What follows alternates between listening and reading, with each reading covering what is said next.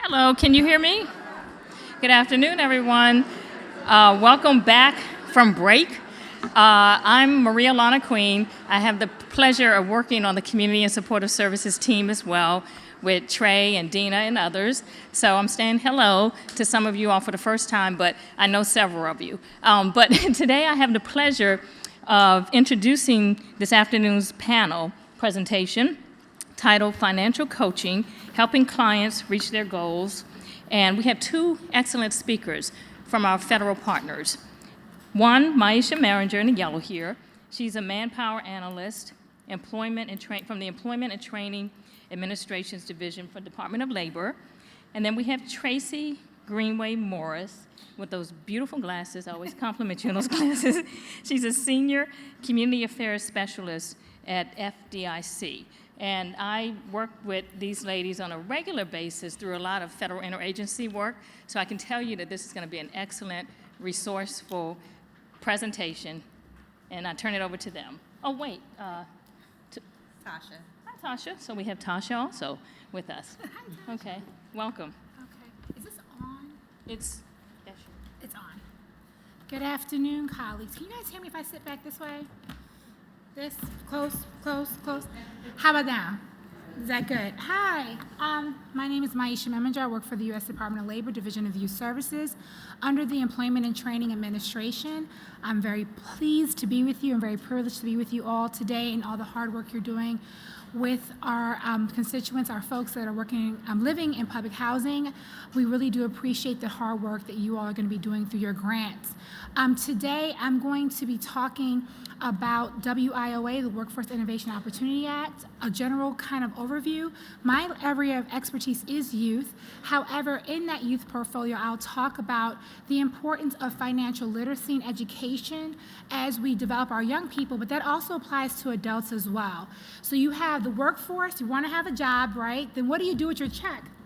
That's Tracy's area, right? So Tracy's an expert on the checks and all that good stuff in mortgage.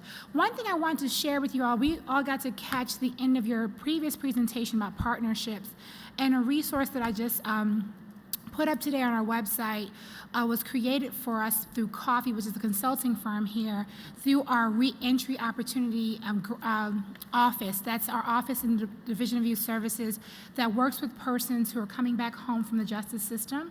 They created a toolkit about partnerships and sustainability, and I just put that up today, and I'll give you the link to that. That's another opportunity for you guys to have other outside resources. There's a checklist in there. There's also workbooks. So when you meet with partners and you talk about sustainability, what does that look like? It's another tool for you all, so I thought that would be beneficial as we move forward. So I think I'm, okay. Who knows about WIOA?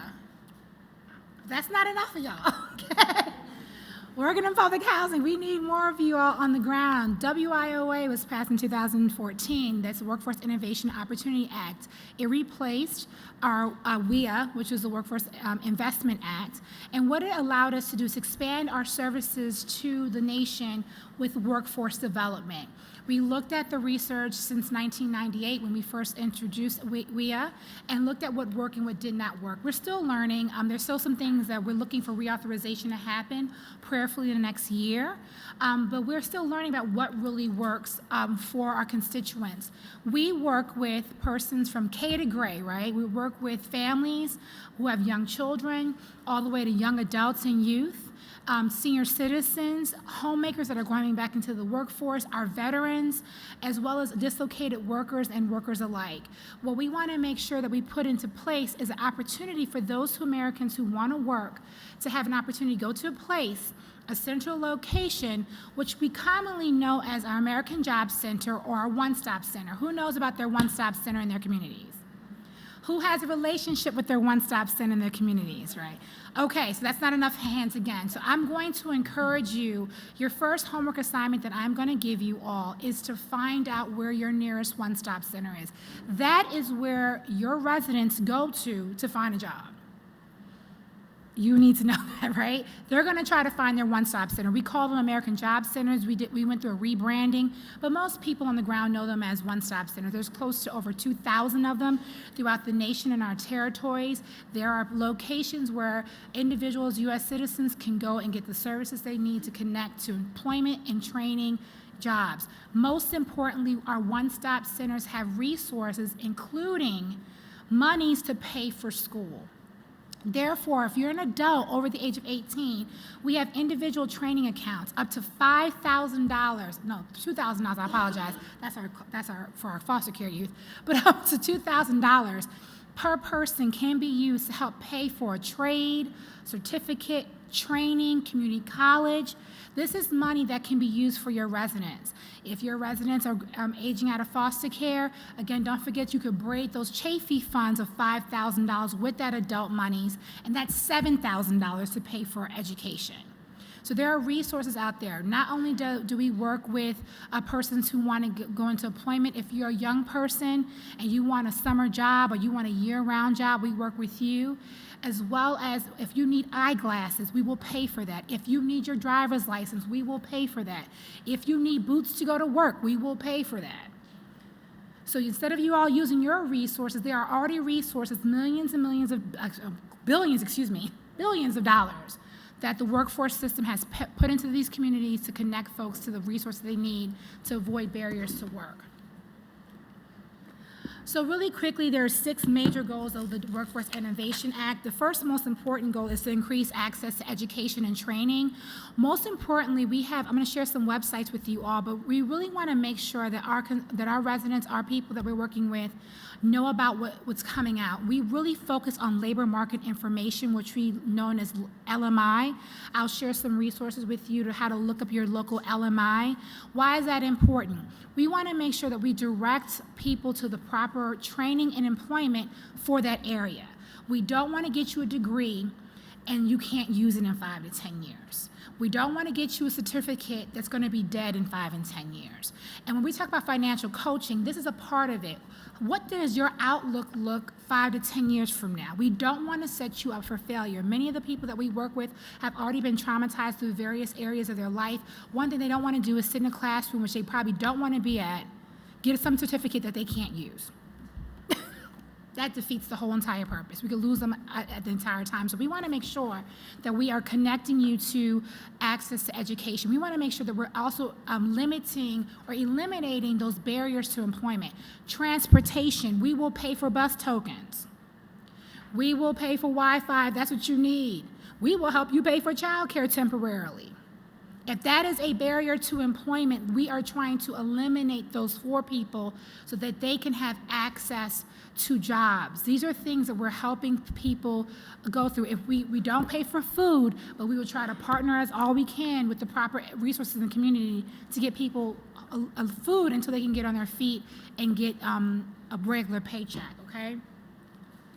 We also want to make sure that we have a high-quality workforce development system through partnerships with employers. Employers drive our workforce system. We want to keep our American employers where they are. We want to court outside employers and companies. And what we don't want to do is lose our American citizens to other countries and get those opportunities outsourced, right? So we want to make sure that we have a very attractive employment pool for our companies in our country. Where we struggle with, ladies and gentlemen, is we're not encouraging, especially our young people, to stay in the science, technology, engineering, and mathematics field. We are losing lots of jobs to that field, and in fact, we have to actually bring in experts through our H-1B visa program. We spend millions of dollars allowing companies to apply for these applications to be able to hire folks from other countries to come to America to work in that area of expertise and also train Americans, but a lot of times that does not happen. So we don't have enough engineers. We do not have a lot of core Army engineers. We don't have people who do bridges, scientists.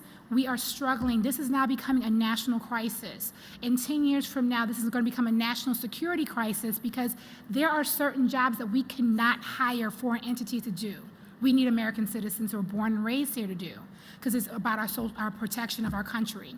So therefore, we want to encourage our young people to go into the sciences and technology, engineering and math, which again pays very well wages, but also takes a long, young people have the misconception, it takes a long time to get a degree in that. That is not true.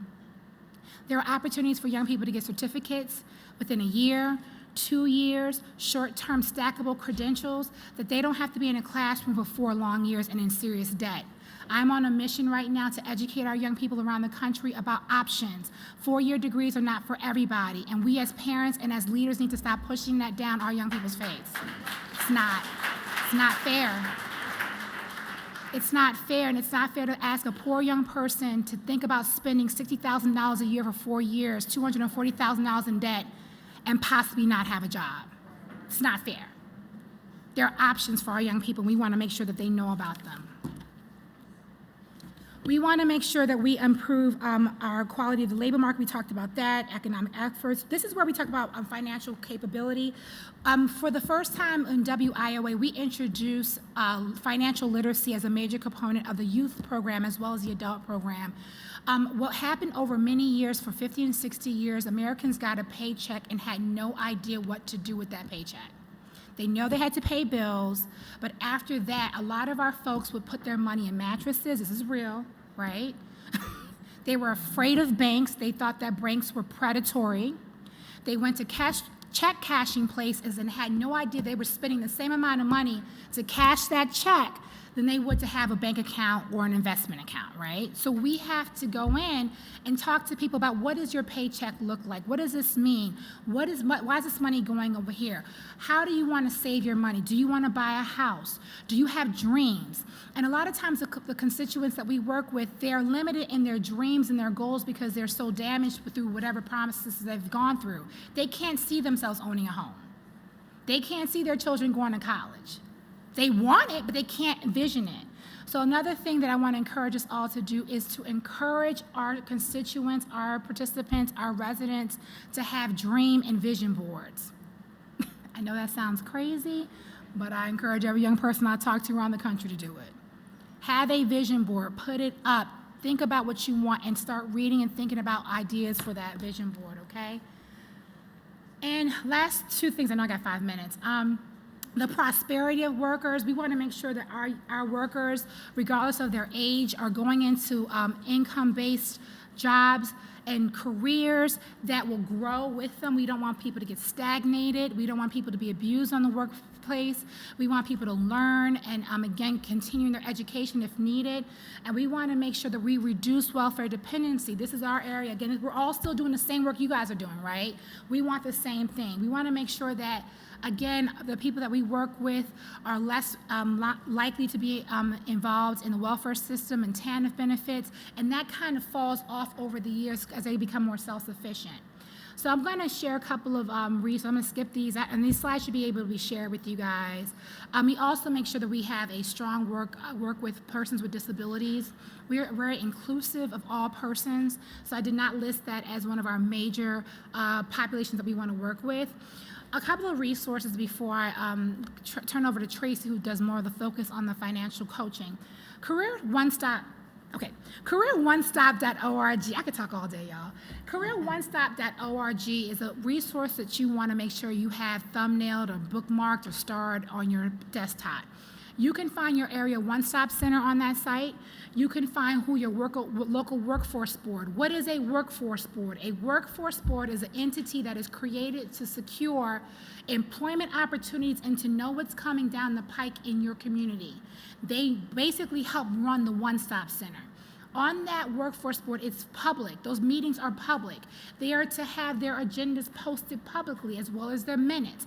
If you cannot make a monthly meeting or quarterly meeting, depending on where you are, they are to share those notes with you. The one thing that I hate hearing around the country is I can't get in contact with our workforce board. I start yelling. That is not how it works. You're supposed to be able to get in contact with your workforce board. They're supposed to be the businesses, the churches, the schools, the community members who know what's going on so that you can connect your residents to those opportunities. There's career videos. There's a website that I worked very hard on called getmyfuture.org that is youth-friendly. It helps young people connect to jobs in their area. It gives them a short assessment, gets their interest flowing. It's a little fun activity to do with them. And also, besides giving them a little report of what they may want to do when they grow up, it connects them to educational institutions in their area that has that major or that certification. Most importantly, the U.S. Department of Labor is the only agency that has a scholarship and grant search. This is very important because I do not believe that our young people and our young adults and our adults should be paying for post-secondary education when there's so much money out there. But we are actually the only agency that houses this search. U.S. Department of Education actually connects to our site. You can run a search based upon race, ethnicity, religion, talent, skills, and it is a free, let me repeat myself, these are taxpayer dollars. It is free. I encourage you to encourage your young people and your young adults and your adults who want to go back to school to play around on here and find some resources. I just told you all that I posted some new resources this morning about being a grantee and linking to partners and sustainability. That website is called workforcegps.org. I would encourage everybody in this room to join this community. On this community of practice, there's over 40 communities. There's business engagement, working with the rural sector, youth services, working with reentry population. You can sign up and get little dings from each of these communities as information, grant information comes out. Resources are developed. We share, if anybody from HUD sends me anything, Maria and I were just talking about some stuff that came out from Secretary Carson. I just put that up there today about foster care youth. So we share wealth of resources on this site. I strongly encourage you all to become community members of this. I'm almost done. I got 1 minute, 2 minutes. Okay. Join the community. That's how it looks when you sign up. Okay. So all those communities are right there. Great. And I'm going to stop. And you guys can ask me any questions, any burning questions? Burning? Okay, later. They told me I had to be quiet now.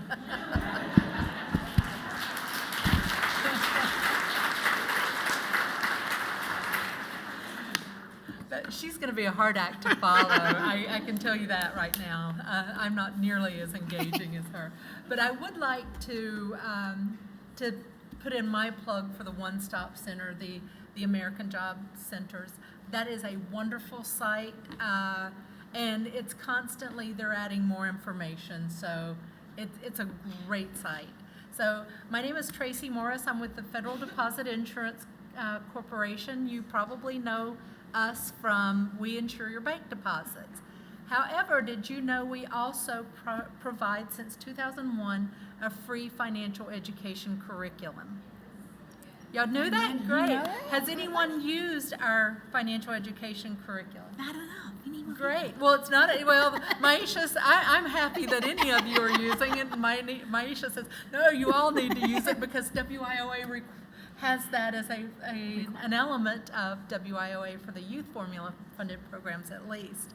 How many of you think that people learn financial education at home from their parents?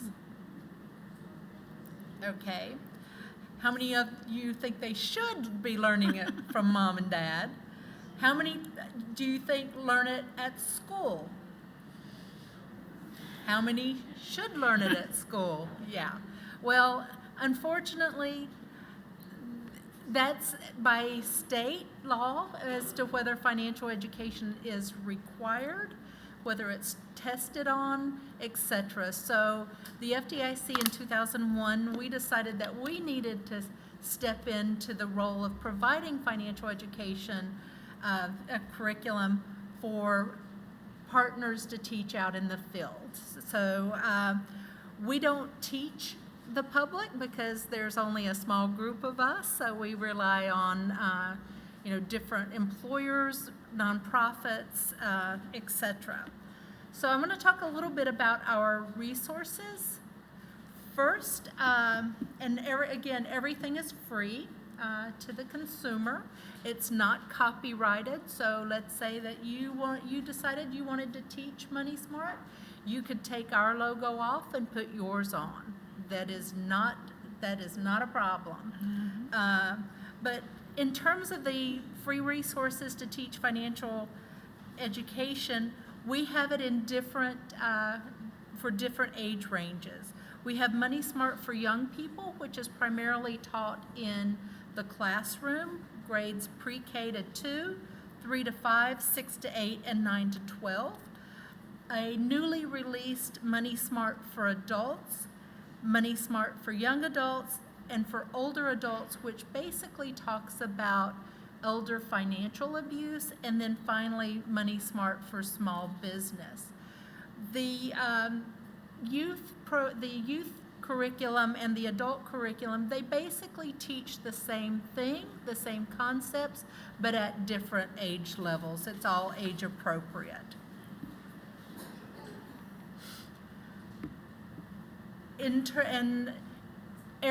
There's different lessons, and they're all about 50 minutes. They can be taught all together, the entire 50 minutes, or you can pick out pieces that are most important.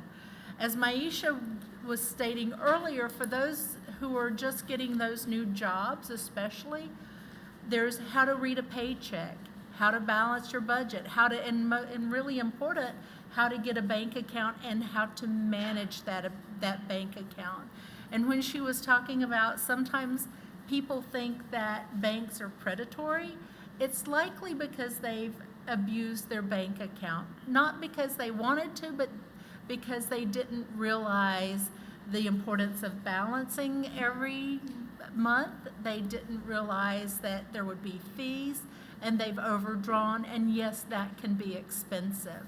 But through education, that definitely can be corrected or even mitigated before it happens. So there's the Money Smart, and let me go back, but the Teach, that is all instructor-led. We do offer Train the Trainer sessions periodically, once a quarter or more often. So if you wanted to train the trainer specifically to your organization and you had 20 plus people that you needed to train, we could help out with that and have a session specific to you. In terms of the Money Smart Learn, if you don't have resources to do training for the individuals, but you have computer access for them, they can take online training, computer-based instruction. Everything is the same as it would be in terms of the instructor-led, but it's more of a game-based interface and design, and it's pretty popular, and we're in the process now of also revamping that because, as you know, technology changes and interfaces change, and so we're getting that a little more up to date. It was last updated in, I think, 2011, and anybody that's ever played a computer game knows the difference between a 2011 and 2019. We also have a podcast network, so if you wanted to have people listen just to the same types of lessons but on a podcast. So we've got lots of opportunities for learning. And in terms of the computer-based instruction, there's an assessment after each module. The individual would get a certificate if they pass the module at 80% or more. And we can set you guys up as an administrator where you would be able to pull scores of multiple people if you wanted to do that. But that would be at your call. Then we have the implementation resources. So again, I'd like to restate that we've got this in a variety of different delivery mechanisms, but how do you deliver it? Or, if you decide that you want to teach it yourselves and do instructor-led, we have, again, the Train the Trainer webinars. We have our Money Smart News, and these are all online. It's a newsletter with with tips and updates and success stories. So let's say that you decide that you're going to teach it and you want to be featured in one of our newsletters. That's always an opportunity. We have alliance members also. Our alliance members, there's around 1,200 nationwide, and that's a list of organizations and banks that are willing to come in and do Money Smart training on your site. Again, if they're an alliance member and they do help you to teach Money Smart, that is all free of charge to you. So they're doing it as part of their mission, and it's entirely free. I left on the desk outside, or the table outside, a guide to presenting, which I noticed that most of those were gone. I think I saw one left that helps trainers learn how to use the Money Smart materials. If you weren't able to pick one of those up, they're also on our website, www.fdic.gov/MoneySmart. So that's all out there. You can also request a hard copy of that as well as the online version. So that's, and everything that we have, you can get at that Money Smart site. So everything is downloadable. In terms of the implementation guides, we have the trainer guides, the student guides, or worksheets, as well as just a slide deck. If you wanted to work with clients on a one-on-one basis, I would recommend maybe just pulling out some of the key factors of the lessons and using the worksheets to go through with your client. So to do more of an interactive exercise as opposed to a teaching exercise. There's the Train the Trainer program. The next Train the Trainer is September 18th. It's generally in the afternoon around 1:30. You can go to that Money Smart site, www.fdic.gov/MoneySmart, and sign up to attend that. Those are typically recorded if you're not able to attend, but obviously it's better if you can attend the webinar in person. That way you can ask any clarifying questions.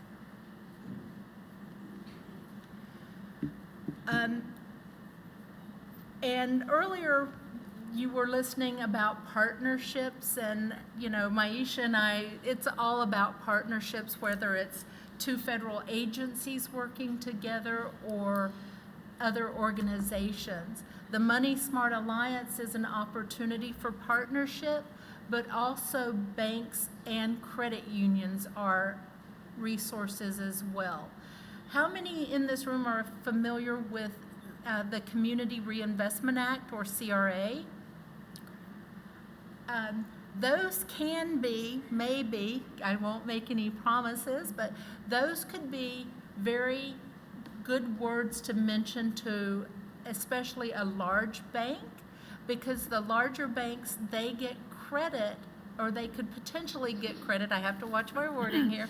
They could potentially get credit for helping in their communities. Maisha mentioned LMI, and for her, LMI means something totally different for me. In terms of the banking terms, LMI is low and moderate income communities. So when a bank, again, especially large banks, go in and help in LMI communities, they can get service credit. So let's say that you wanted to bring in a bank to provide accounts for your clients or to provide financial education. That's always kind of something, that's CRA is what you need to mention.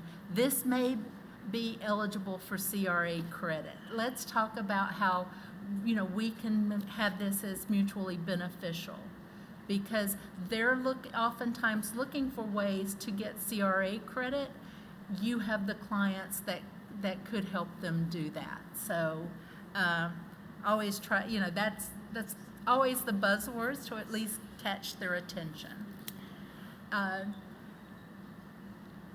Up here, in addition to the financial education, we have a few other resources. We have the Youth Banking Network, and that's where banks have gone into schools, and they've actually opened branches at a school. Again, that's part of the CRA credit test, or the CRA test, where they're able to get credit for providing services to low and moderate income communities. And you'll see in this particular picture, we have young tellers inside a school. I think these were fourth graders, where they were taking deposits from their classmates, and they were actually going into a bank, and they had the kids had their own accounts set up. Credit unions also do this, but I can only really speak to the banking industry. When WIOA came out, and it did have that financial literacy element, the FDIC realized that we always tried to go into schools and into other places, but we also realized, wow, with WIOA, this gives us an opportunity to take our message to employers and to the American Job Centers, and et cetera. And so we started a Youth Employment Resource Center, and it talks about what the different types of financial education opportunities are out there. We also have written documentation to find what is the best account for a young person, or for someone who's just getting that first job, because all accounts are not created equal.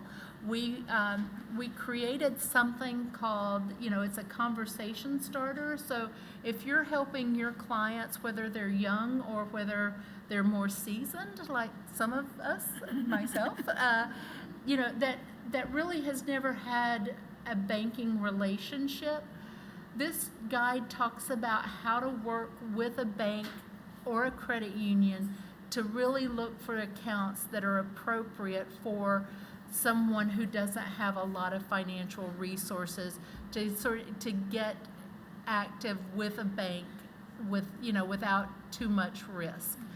Things like, what is the minimum deposit to open up an account? What is the minimum monthly balance that they have to maintain?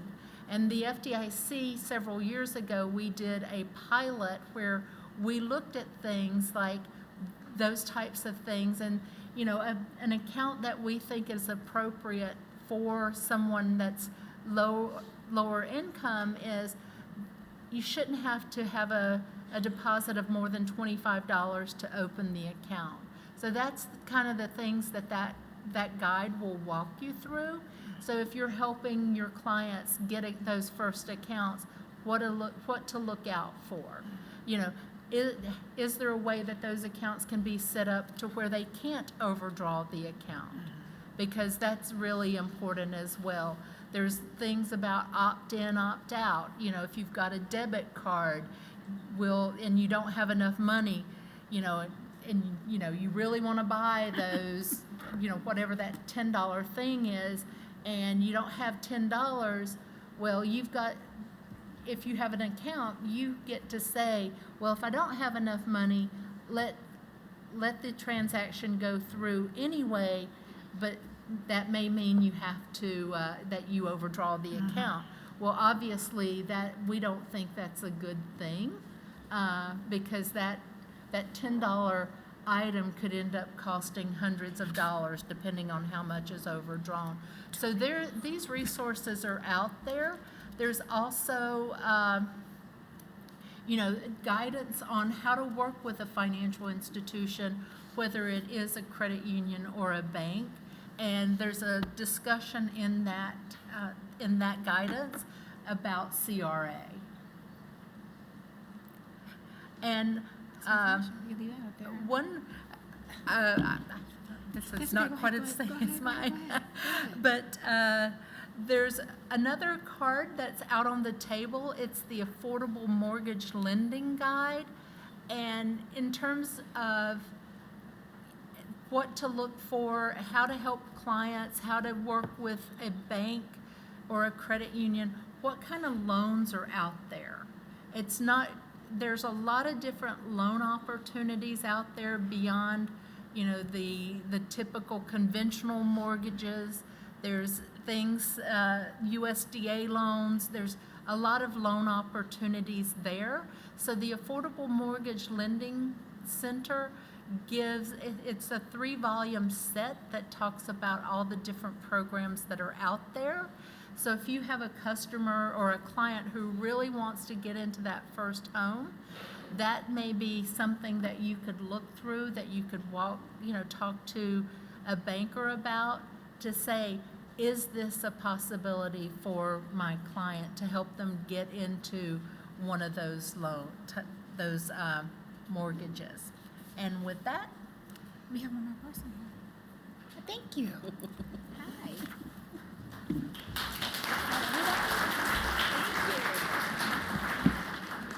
Thank you so much, Maisha and Tracy. And now we're going to have Q&A. So whatever questions you might have. But before we do that, I would like to ask Tasha to share with us some best practices from her work in terms of financial literacy, financial empowerment. So I'm just speaking from a Ross or an FSS coordinator point of view, because a lot of us who work with, especially in a Ross program, we're dealing with a lot of public housing families. Probably one of the biggest things when they come into office, they want to know how they can save more. Or we're finding resources to help them pay utility bills or rent. And so we have a build-up program in our agency where we try to supplement services put in place so that the client does not have to, go out and spend, $350 a week on food. We try to go in and put supplemental services in so that way they can have a healthy budget for that week. So our build-up program in our agency is we have for FSS, we have we have a monthly program where they have to fill out monthly budgets. Now I know Ross, there's no incentive really to Ross. And so we try to get creative, but one thing that I know for a fact in public housing and in the Ross program, every month when we're doing the rent rolls, is the same old people not paying their rent. And when we request bank statements and we go through the bank statements and we're like, gosh, you spent this much at Walmart, right? For example, we bring in our nonprofit partners or our community partners and they teach couponing. We do stretch meals, so we teach stretch meals. Our favorite stories, our stretch meal story is rice, like always buy rice, okay? There's no need for macaroni and cheese, and, chicken and rice might have to be the meal for a while, but not spending money that you do not have. And usually when we review bank statements, we see where the money is going. And for public housing particularly, because we are the landlord, and I know there's different there's tribals and there's more than public PHAs in here, but because we are the landlord, we see this often. So in the build-up program, we teach you savings. We teach you different ways of saving, such as online yard sales. We're really big on entrepreneurship. There's apps for everything. You can sell shoes with a snap of your phone, right? So we are always teaching ways of making money. There's flea markets that we do on Saturdays.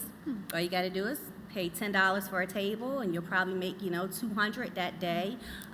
We teach you about, there's tons of online savings accounts. If there's not a local bank in the community, there's tons and tons of saving apps on, and I can answer questions afterwards. We give this to our clients. There's Save a Penny, there's Earn, there's all these different apps that they can use on their phone. It rolls over to the next dollar, and before you know it, they've saved $500 to $700. They wouldn't have known if we wouldn't have given them the information.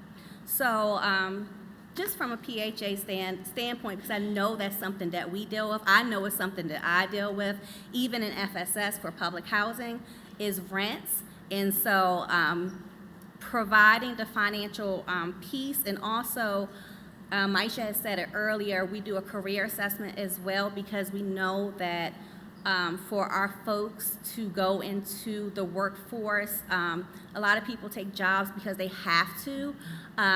Then we're dealing with a lot of mental issues on the back end because of that. And so providing the career assessment, it just leads, they have longer goals, 5 to 7 or 10-year goals, and they'll be in that job rather than working someplace where they're miserable and they're not making the money because now they're miserable and now they've quit. So now they don't have. So these are just the real things that I deal with at my agency, and so that we have to build on a daily basis. So financial literacy in the Ross and the FSS programs is just head on, and it can be intrusive. But if for FSS participants, if they really, really, really want the help, they really come in and say, "Here, Ms. Dyson, here's my bank statements. This is what I did. You know, I've blown through $3,000 in a month, and or $50,000 in 3 months. You know, so that's all I got. Thank you so much, Tasha. Did you want to say something? No, I was just excited to. I'm writing notes down myself. I like that flea market. We got a idea. lot of great information from this wonderful panel. Do we have any questions for our panel? We keeping them from drinks. No questions? Okay. Oh, yes. Okay, great. Hi, how are you? This message question for Tracy. Are there any resources where individuals, or where can I find a resource where individuals can get their credit pulled and then get some type of financial counseling where they can start increasing their credit score? So to get a credit report, a free credit report, it's at www.annualcreditreport.com. You can pull a free credit report from each of the 3 credit reporting agencies. You can do it all at one time. So you can go in and grab the Equifax, the TransUnion, and the other Experian. You can do it all at once, or sometimes it might be better to pull one, and if it looks fine, then wait a couple of months and pull the next one, and then a few more months and pull the next one, to kind of keep, you keep it on a rolling basis. So from there, the thing is that should be coupled with financial education. Money Smart does have a module on how to read that. There's also, so knowledge is power. How do I read it? Is it good? And then also Money Smart has contact for if there's something that is incorrect in a credit report, we give contacts on where to go and get that corrected. If it's not corrected, then that becomes a training opportunity for maybe some nonprofit partners to come in and provide that training. So, but yes, annualcreditreport.com is it's a great resource, and I think everybody should be pulling that, whether it's having your clients pull it, whether you're pulling your credit reports for yourself each year. I do mine every year. I do it on a rolling basis. So our colleagues at the Consumer Protection Bureau, and I know it's CFPB. I just posted some of their resources online. They have a whole entire series similar to FDIC about credit protection. One big push that they're making is making sure we protect our foster care youth and how abused that their credit is by their parents and guardians. A lot of times when our foster care youth age out, they have terrible credit, not because of anything that they have done. And when they're applying for scholarships and jobs, that comes up. So how do we protect their credit? They also have tools on how to protect credits of people who are incarcerated. They've been out of the commission for 5-10 years. Why do they have bad credit? They got out of jail. Somebody has used their social security number to buy. So they're coming out, they're trying to have a clean slate, get a job, and they're like, I've been in jail for 10 years. There's no reason why my credit should look like this. So there are tools online. Also, I would encourage your clientele to make sure on their credit report, as Tracy was saying, there's some tools. I was just talking to somebody about this last week. It's to make sure that they have a current address and name. What we're learning, especially with our young people, is people misspell their names on various documentation. Sometimes it's a trick. And what we're learning is when they clean up and they get their proper name and proper and current address on it, a lot of stuff falls off of their credit because it's attached to people that have misused or abused their credit. I've learned that when people do that, and like Tracy says, I run my credit 3 times a year, every 4 months, one report at a time. If you start cleaning it up, the next credit report, you'll see a difference as things you dispute. And those are just simple tools that are legal, because a lot of people got little tricks up their arms. I'm like, that ain't legal. But those are simple legal tools that we have available. So is there a bank where an agency like mine can go on the national website and look up CBOs who may be providing that service where they're the practicing individual to actually counsel? The Alliance, right? The Alliance, the Money Smart Alliance might do that. CFPB, the Consumer Financial Protection Bureau, probably has resources. They sit in some of the one-stop centers. So, but that's something that I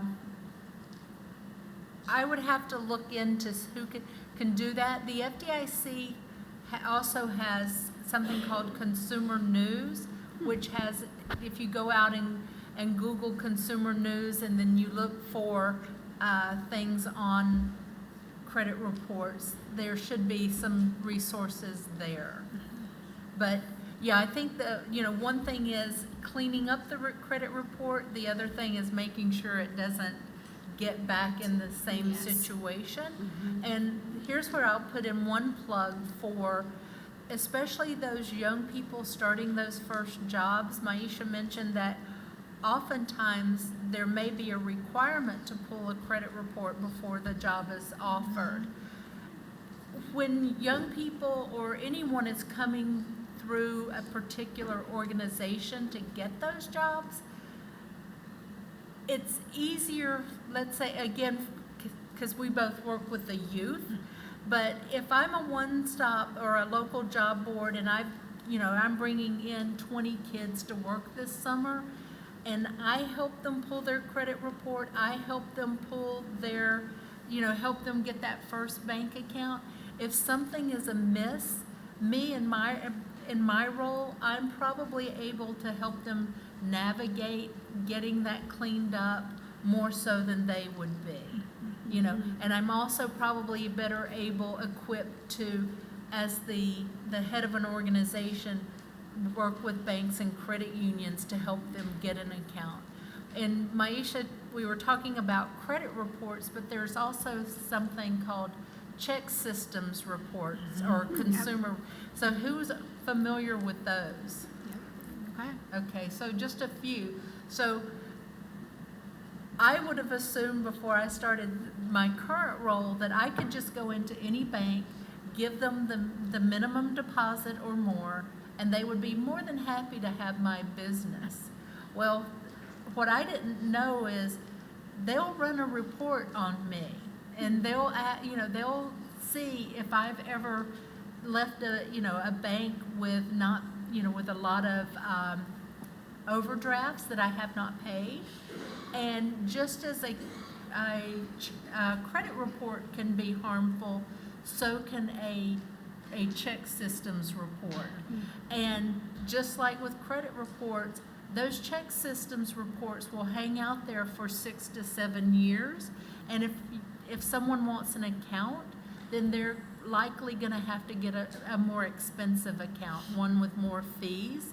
So just be aware of that, because just as somebody may use someone's identity to get a credit card, They may also do that to get a checking account, which they overdraw, which can adversely impact someone. And then when you go and get a job or try to get a job, if you don't have a bank account oftentimes, how are you going to get paid? And many employers now require that they do direct deposit. So please remember that, because that's also something that is an adverse remark. Yeah, that thing is. We have a colleague over here who has a question. I don't. Yeah, there's a mic. That thing is huge. Does it like me? Am I sweet? So I wanted to say that I have been using and encourage our residents to use the FDIC Money Smart modules, and it is fantastic. And one thing that I do like about the Money Smart, they can do it from a smartphone. So it does help me in my role to bridge the gap when I don't have someone that I can easily refer out to. But my question is for Tasha. So how do you encourage your families who say, well, I don't have a job or I don't have income, to participate in financial literacy programs? So speaking from a Ross standpoint, it can be very difficult and trying for Ross families to participate. So it's a lot of lunches, brunches. Sorry. Do y'all see this fly flying around? It's annoying us. We get creative. So we have a program. It's called It Takes a Village, and we have a faith-based group of women that come out, because most of our residents are women. And I'm not gonna call it a bribe, but we do brunch, right? And this program has a lot of components and rolling wheels in it, and each lady is linked up with a seasoned mentor that's in the local community, and we kind of bribe them. We bribe them monthly. This is a monthly thing, that we do. And sometimes our nonprofit partners would donate pizza. We have some caterers that would do like chicken and waffles. But yeah, it's a thing, and we do have to bribe. It's good for our millennials, ones that are just coming in the program. We can just get them. The seasoned residents, it's tricky and it's hard and it's exhausting. And sometimes you're just like, they're stuck in their way. But you can get the newer people that are coming into the program. But we just built a program around them. I tried to make it catchy. I tried to make it bright, and inviting for them to come. And we keep track of them coming. We send them out a letter every month to come. And when they do not come, it's kind of like an attendance sheet, because you get a reward if you attend all 12 months. It's not a nice, shiny car, but, maybe it might be a gift certificate to the spa or something like that. That's nice. Yeah. Okay. Love it. Other questions? There's more questions. Great. Question. Mm-hmm. My question is for Maisha. For the WLA program, do you have to have a high school diploma or GED to participate? No, ma'am. Let me go back a little bit. Yeah. So we prefer that you are the hardest to serve person. So if you're a young person, I'm going to talk about the youth program. I'm going to talk about the adult program. Under the youth program, under WIOA, 75% of all formula funds per state have to be used on out-of-school youth. That means a young person that has dropped out of school, who's between the ages of 16 to 24 years old. Our efforts are to re-engage that young person into the education, training, and employment system. For adults, we have adults that come in various shapes and sizes. We want to get you trained, employed, gainfully employed, able to sustain and support your family. So absolutely not. We want you to come into that center and enroll. My hope would be that your clients, your participants, as you're working with them with your different programs, you got to feed the people. We know that's a trick from back in the 60s. That's how we got the free lunch programs, right? And the breakfast.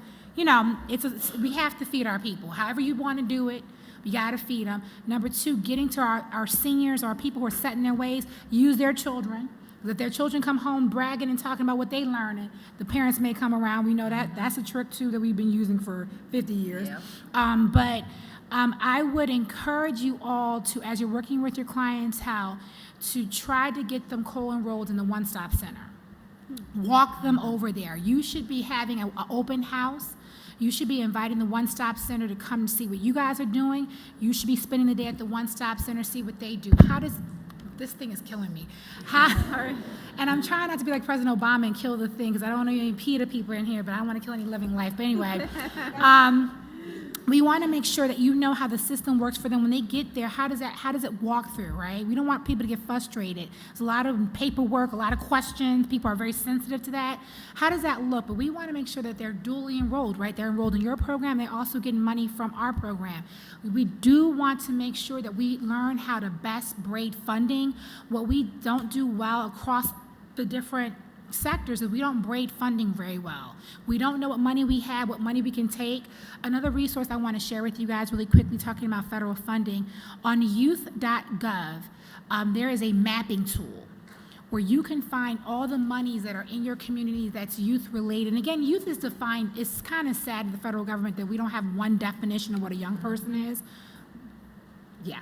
So a young person could be 30 years old, but depends on the agency in the program. So you can find all of the youth-related resources in your community that are geared towards young people. You can also do it for adults as well. So I want you all to see those opportunities for partnerships. So yes, ma'am, no, we want you to come in there, and we want to help you build yourself up to getting that employment and training that you need.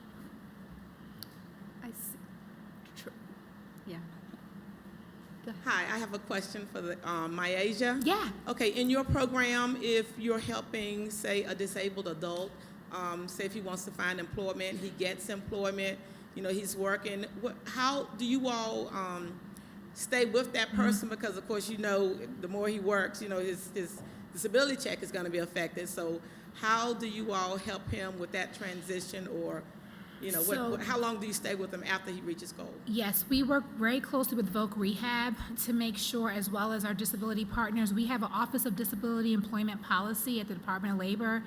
What we try to make sure that we do is that we train people on the ground on what effects will happen when they get checks. One thing that has been pushing the youth office, I want to share with you guys, is a lot of parents who are receiving checks were refusing to let their young people get summer jobs, because they thought that if their kid got a check, it would affect their check. And we were like, please don't do it. Just knowledge is power, right? Why would you not let your child get a little summer job and it's not going to affect your check? And some states had levels of how much money the child could make, so there were things. So absolutely, yes, we stay with persons with disabilities who need additional assistance. We have follow-up programs, so even if they have a job, there's somebody who may be a case manager or a disability navigator who may help and go in, make sure everything's okay, that there's no EEO issues, that they're connected to proper jobs that really work well with persons depending on what their disability is. So yes, and we also want to make sure that they don't lose their benefits. So they may only be able to work a certain number of hours a day or a week or a month. They can only make, but depending on what their situation is, everybody's different. I'm learning a certain amount of money because it has to match what they're getting. And we don't want their benefits to go down, right? So we don't want that. There's people on the ground who are trained on doing that, and they work very closely together with our colleagues at Education, HHS, all over the state to make sure that happens for those people. Yeah. So. Great. And maybe I'm the last question, but how does WIOA and working with tribal governments or tribes work? So we have an office of the DINAP office, is a division of Indian Native American Affairs out of the Employment and Training Administration, and they would have more information. I want to make sure that I direct you to them. You send me an email, I'll make sure that I get you that Athena's information. But we do have one-stops on some tribal lands, and they do work with tribes and Native entities to make sure that they're working. So I want to make sure that I don't answer this question, because I'm not an expert in this area, but I want to get you to Athena and her team to get you whatever you need, okay? Who was that? Somebody just disappeared. Trey. Okay, so now I'll get you to Athena and her team. Anybody else? So I want to say something. This is my personal bias, getting our residents connected to technology. So what you said really resonated with me. Some of you may know that I now help to work on Connect Home USA. It's a very small program, but I know some of you work in that space. So I was happy to hear you say, that's an area that needs attention. So I would like to just sort of reiterate that point. And also, I learned a lot. I didn't realize that the one-stops pay for Wi-Fi. So the one-stops will pay for or connect you to lift up barriers of employment. So if Wi-Fi or some types of supplies are needed for your job, they have been able to work those out. Also, there's been funding that's been going out all over the place to increase Wi-Fi access. As you know, USDA just had that major grant announcement for rural areas. I had no idea that there are parts of this country where there is no Wi-Fi connection. I did not. I was like, what? You have Wi-Fi? In the country that invented the internet. Yeah, exactly. Yes. So USDA just launched major grant opportunities to actually have, like, they're funding vans that actually drive around with this massive, like, Wi-Fi technology, and people, like, sit their seats by this van and they do their homework. It's like a whole thing right now around the country to get people Wi-Fi. So we know it's an issue. We know the digital divide, Connect USA, which I get your newsletters, is very important. So it depends on what the barrier is and if we can prove it's a barrier. So it depends. I don't want to say yes or no, right, but it depends. It depends on the barrier, yes. So that's good to know, though. So it's not just Wi-Fi, but it's other things. That was something I didn't know, that there were actual financial resources that could be devoted to individual people. Yeah, or community programs. Or community programs. Yeah. Okay, great. Do we have... Which one? Do we have any other questions? Okay, well, I'll make a few announcements, and then... so one is day one slides have been sent to the listserv, and we will make sure to get those out to everybody who also registered, and you'll get day two slides tomorrow. We just learned minutes ago that the Jobs Plus NOFA was just published, so you may want to learn more about that. And what else? Is Jamie here? Yep, Jamie is here. Oh, good.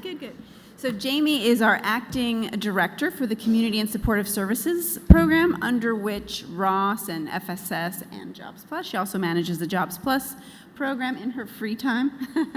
And so she would like to make some remarks. Thank you, Dina. Can we give our panelists a round of applause? Thank you. Great job. So as Dina mentioned, I'm acting director for the Community and Supportive Services Division here at HUD, and we manage a ton of unfunded programs such as Connect Home, HUD Strong Families, Book Rich Environments, some of our health programs, as well as some other youth initiatives. And we manage the FSS, of course, the Ross program, and as Dina mentioned, the Jobs Plus program. We did just release $20.7 million, an opportunity for those who have developments with 200 or more work-able adults and 40% unemployment. So please look into that because we want to give all the money away. So I just really quickly wanted to make a few remarks before I dismiss you all. I understand I'm in between you and the networking hour, but I'm just really excited about the energy in the room and the desire for growth. It seemed, I came in early this morning. I think we all came in early this morning, and you all were standing outside, So please, yes, give yourself. I told my assistant secretary then, they were like, wow. It really emphasizes the desire and the passion that you all have for the Ross program, and really the commitment that you have, to bring a more knowledgeable work to your residents. You all have stayed engaged, asked good questions. I think we've had some dynamic speakers, right? Give it up for the speakers. Motivating residents and maximizing our program benefits are really, really at the heart of what we do. One of your colleagues actually came up to me, I know her well. She said, you know what, this is one of the best conferences I've been to, and it's because I was taught how to run this program. And that means so much to me. It means so much to Trey and to Dina, because that's what we want. We want you all to feel empowered and knowledgeable. But what we also want for you all is to get to know someone else. You know, we're really trying to work across all of our programs to build a community of practice, because that's so important, right? You don't want to feel like you're alone when you're doing this work. You want to feel like there's someone else that you can reach out to. I know I've been at conferences and I've gone home and I said, at the conference, I was so motivated. There's so many things that I wanted to do, but then I get back home and I'm just like, well, I got to get back to my work, catch up on all the emails that I missed while I was gone and things like that. And it's really hard to integrate those things that you learn into your day-to-day. And so that's why I encourage you all to really talk to one another. You know, maybe get an accountability partner or somebody who can bounce ideas off of, or just remind you of what you learned today. So with that, that's a perfect segue into kind of the networking hour. Just a reminder, talk to some folks that you haven't talked to, get some numbers, you know, start talking about the Ross program. Don't feel like you have to have it all in your site. You know, you may not have all the answers. Someone else may have the answers, and reach out to them and talk to them, because that's what we want to encourage. But before I throw it back to Dina, I would really quickly just please join me in giving the staff who really put this on a round of applause. Trey for his vision and his motivation, Dina for her execution and just making sure every detail was together. Huge thank you to our OFO partners who were here today, but also work to make your grants work every day, and all of the other HUD and OPHI staff that worked here today. So with that, I'll turn it back to Dina. Oh, great. Thank you, Jamie. So thank you so much, Jamie, and thanks to this wonderful panel. I was so happy to meet you, and I'm going to be calling you after this for other work. So without further ado, we have, for those of you who RSVP'd, we are looking forward to walking with you to the Hyatt Place, which is it's walking distance, 400 400 E Street, Washington, D.C., so it's not far from here. We have a few HUD people who will walk with us, and Trey is organizing the HUD people who will go.